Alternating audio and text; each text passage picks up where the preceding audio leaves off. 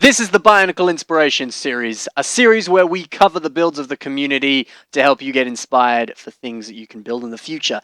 This episode is on Makuta. Basically, if you don't follow the Bionicle storyline, evil bad guys. So without further ado, let's begin, shall we? The first mock we have is by Crow and is simply called Makuta. What I love about this build is how simplistic it is. You know, a lot of what the other mocks I'm going to be covering later, and kind of the concept of Makuta in general is, you know, they're big evil bad guys, and often Makuta are sort of the main bad guys of the story or whatever, and you know, often that leads way to them being these huge monstrous beasts with wings and claws and blah blah blue. Whereas this Makuta design is just a simple guy, you know? Who says he needs to be all of that? And I think that's a really cool way to look at the concept, you know? Certain villains, like, for example, Marvel's Killgrave or even the Kingpin and stuff like that, they're just guys in a suit. They're not, you know, big guys with wings and claws and stuff like that. So maybe you can reimagine that kind of concept to fit with whatever character design you're going for. Also really like the cool weapon design here, using some of those tire shell pieces. Tire shells? Is that what they're called? The tires without the treads itself, using some of those pieces to make a hammer, and then adding that really cool wheel piece that was used on Akimu's shield at the top there to add a really kind of like nice ornate design to that hammer. And oddly enough, just adding that one piece really makes that hammer look so much cooler. But yeah, like I was saying, a really simple design, uses a decent amount of CCBS, like the lower legs and the lower arms, but pretty much everything else seems to be relatively custom, which is awesome, kind of combining those two elements there. I've said this before, kind of using aspects of just pure CCBS bones or just pure bone pieces that came with, you know, Toa or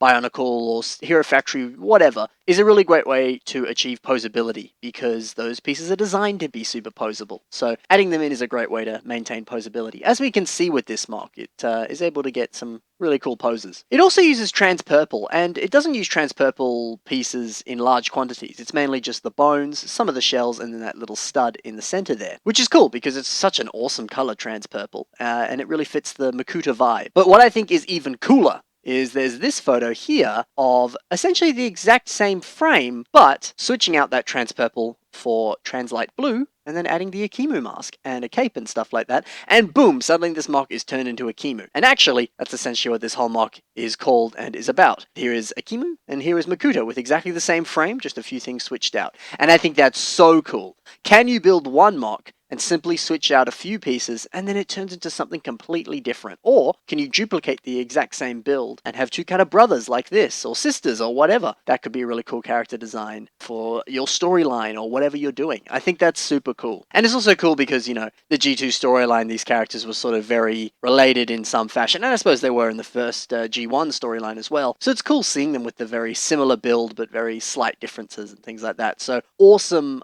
concept that Ben has done with this mock. It definitely inspires me. Also even cooler because the specific mask that Makuta has, this G2 Makuta mask, never really had a proper body. And there's a few Bionicle masks that are like that, you know. Some of the old mask packs and all sorts of sets had masks that simply were just masks. They didn't come with any specific body. So maybe you could bring life to those masks. Maybe you can put them into, yeah, a body essentially. And that might be a really cool design. It might look awesome, you know. So yeah, I really like what Ben's done here. Having a very simplistic build, but still being able to maintain that sort of evil look. And I think a lot of that also comes through with the mask. Definitely mask choices with a Makuta mock are very important, you know. Even like I was saying, your Killgrave or your Kingpin, they look pretty badass and their facial expressions are, you know, don't mess with me. So I think kind of lending the mask design in that fashion is definitely a great way to kind of bring across that sort of evil vibe. Let us move on to the next mock. Great work, Ben. And that mock is by IGU and is called Bionicle Mock Makuta, the Elements Lord. Whoa, this mock is cool. Got a lot going on with it. Very much a stark contrast to the last mock that we saw from Ben. What I really like about this is here is the mock without a lot of the sort of Elemental Lord stuff on it. It's just a simple sort of trans purple and gold mock looking awesome, and pretty much to my knowledge uses like 99.9% CCBS. Other than those studs and a little bit on the torso there, I really can't see too much else.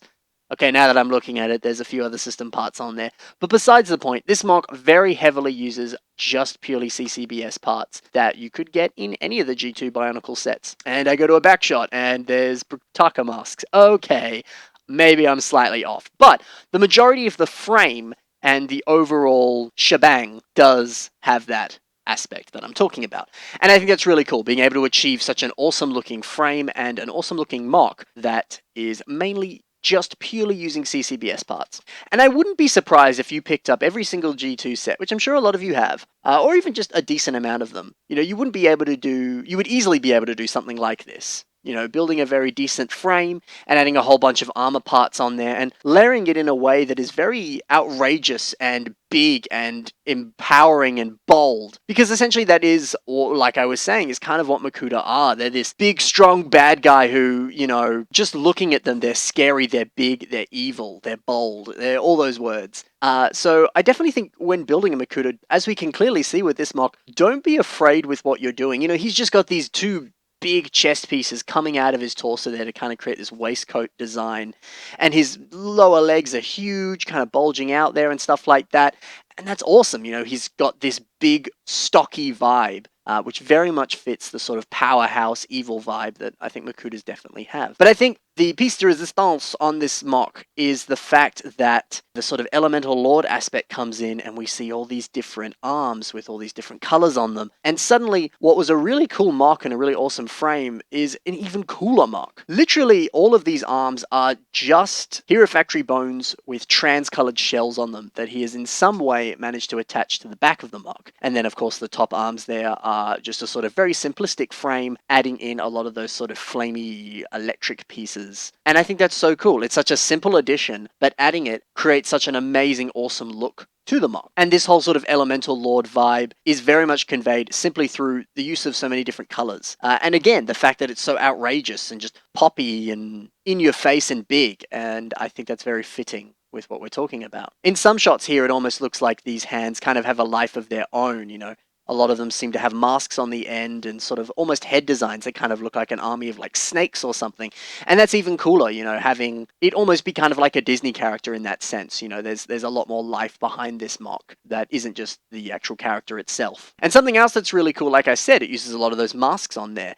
And it's really cool the way that they've been put in because the sort of trans parts of those masks blend in with the elemental arm itself. And then the mask kind of stops looking like a mask and just kind of flows into a really cool looking design. And I think that's really cool because masks are such awesome pieces, but can be a little odd on a mock because they very much look like a face. But when you use it in a similar way to that, then hey, it's just another part of the mock and it looks great. You can get some really cool textures, some really cool color things with that, because those G2 masks are awesome because very few parts have sort of those two-tone tech colors to them. And suddenly now you can use it in a really cool way. So that's really, really cool. And I think it's such a very clever and awesome concept to have this sort of elemental arm kind of vibe and thing going on. And it's awesome how simplistic it is. It literally just uses shells and bones in awesome looking colors. And you've got a mock that is improved drastically so easily. So yeah, maybe you've built a mock and it's just missing that little something. So maybe you can add something poppy like that to really bring it out more and make it look even cooler. Let us move on to the next mock, which is by Artemry Kapinski. I think I got that right. And this mock is simply called Makuta Pterodax. Obviously, for those of you who follow the Bionicle storyline, Makuta Pterodax is the main evil Makuta who rules over all. The coolest thing about this mock, in my opinion,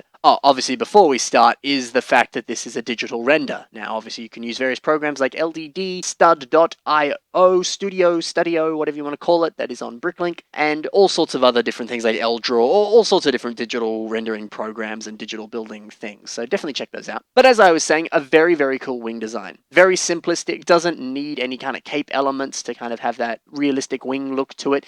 It's just simply 3 prongs that gives a very efficient looking wing design. And also really cool because a lot of that is constructed out of simple CCBS bones like that. Look at that, it's very clever, looks awesome, very simplistic, and suddenly all 3 of those claws sort of stem out of that CCBS frame there, and it pretty much just uses axles and various other hinge pieces, and boom, you've got a really fantastic looking wing design. This is something that's very much a staple to Mr. Kapinski here. He often uses system to create some very realistic, awesome looking masks, and this is obviously no exception. This is a brilliant looking mask design, purely made out of system, so maybe that's a good option, Maybe the masks that you have just don't cut it, so maybe using some system to create a really cool looking mask design is the way to go. Really like these arms too. They very primarily use mixel joints, as you can sort of see there, and it allows a whole bunch of posability and things. Also using some more of those hinge pieces there to get even more articulation in the claws there looks fantastic.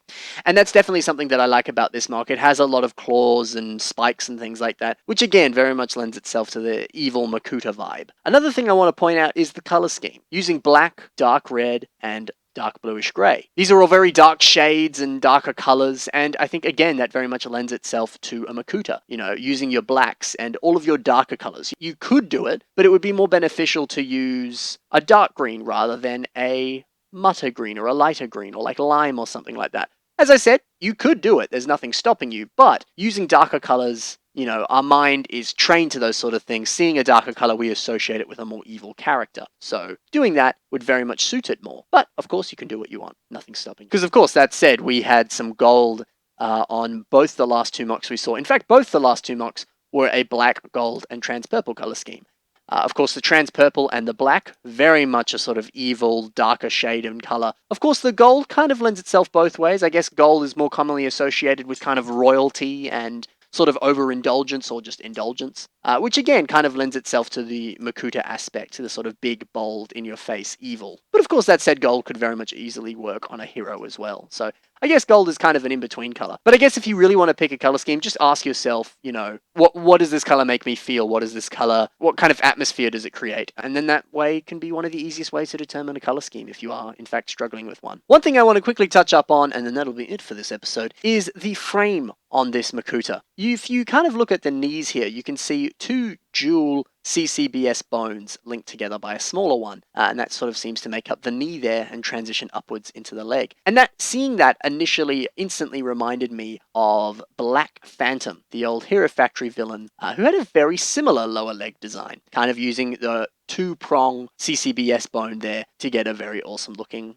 lower leg, and upper leg for that matter. A lot of Hero Factory sets actually have really decent frames. For example, one of the best sets ever, in my opinion, is Witch Doctor. The overall Technic frame and way that that set is built is phenomenal. There's so many very awesome techniques, and it's such a sturdy frame that there's a lot to learn from it. And I myself have actually just purely used the leg design of that Mach and then changed up the way that I put armor on the outside of that frame, and then used it in a Mach myself. So definitely check out some of the sets that you have, because the overall frame might be perfect for the Mach you're looking for, and then you can simply add armor on top of that, and then it'll look like a totally different Mach. So whether it's from sets or whether it's from future Machs, Machs from other people in the community, you sort of figure out the overall frame that they've done, and you yourself add a whole bunch of armor on top of that, or maybe some past Machs that you've done have a really awesome frame or custom torso design or whatever, and maybe just adding in some new armor might be the perfect way to create a whole new Mach out of something you've already got right there in front of you. So that's about it for this episode. 3 awesome Makuta Machs. Hopefully we learnt a thing or two about how to make them and ways to get some inspiration. If you got inspired, let me know. I'd love to see some of the things that you've built. Also, be sure to check the links in the description, because there you will see the links to the Machs that you saw in today's episode. Be sure to check out some of the other things that those builders have built. Also, in the links in the description are links to my social media where you can send me a message, where if you have any future theme suggestions or future Mach suggestions, whether they're yours or your friends, I'd love to hear them. Anyway, that's about it for today's episode. Thank you very much for watching. I'll see you in the next one. Happy building, guys.